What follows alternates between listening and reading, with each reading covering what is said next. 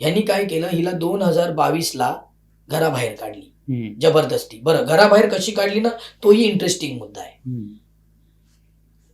घर खाली करायसाठी जो बंदोबस्त लागतो, त्या बंदोबस्तमध्ये जे मार्ग पोलीस स्टेशनचे मुस्लिम पोलीस अधिकारी पाठवलेत घर म्हणजे बंदोबस्त, त्या बंदोबस्तमध्ये त्या ह्याच्यात त्या बंदोबस्ताच्या टोळीमध्ये एक मुसलमान लेडीज कॉन्स्टेबल, जाहिदा का जरीना तिचं नाव आहे, तिने म्हणजे यांचं घर खाली करताना ते मंदिर फेकलं त्यांच्या घरातलं.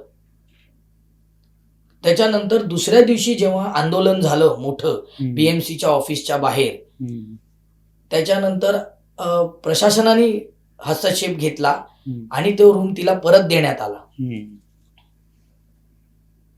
पण त्या लेडीज कॉन्स्टेबल वर अद्यापही कारवाई झालेली नाही. म्हणजे तुम्ही काय दाखवायचं होतं तुम्हाला? आणि हे सौजन्य कोण आहे? अमीन पटेल. बरं, अमीन पटेलचं तुम्हाला एक कडवं सत्य सांगतो.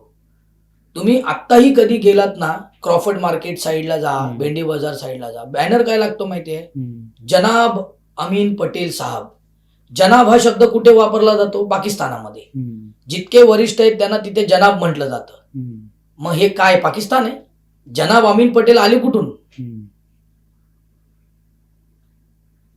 आणि ही कंप्लीट जी कॉन्स्पिरसी आहे, MLA अमीन पटेल, बीएमसीचा असिस्टंट कमिशनर, बीएमसी कमिशनर आणि जे मार्ग पोलीस स्टेशन,